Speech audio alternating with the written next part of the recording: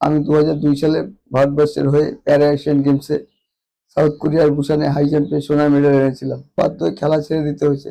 খেলা ছেড়ে দিয়ে আমি 2018-তে পরীক্ষায় বসি, পাশ করি। পাশ করার পর আমি 2016-তে জয়েন করি। জয়েন করার পর এখন ওই চাকরিতে কেস হয়ে যায় এবং এই নিয়ম অনুযায়ী আমি চাকরি পেয়েছি, রিটার্ন দিয়েছি, ভাইভা হয়েছে, টাইপিং টেস্ট হয়েছে, পুলিশ ভেরিফিকেশন হয়েছে, মেডিকেল হয়েছে, সবকিছুতে পাশ করি। সুপ্রিম কোর্ট থেকে এখন রায় হয়েছে আমার আর চাকরি থাকবে না, চাকরি চলে গেল।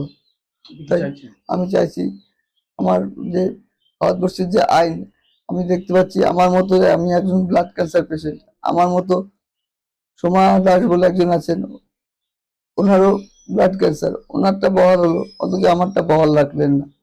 তাই মুখ্যমন্ত্রীর কাছে আমার রিকোয়েস্ট, অনুরোধ, উনি যদি বিচারপতিদের সাথে একটু কথা বলে যদি আমার চাকরিটা বহাল রাখেন, তাহলে আমি আমার পরিবার নিয়ে, আমার মেয়েকে নিয়ে আমি বেঁচে থাকতে পারবো।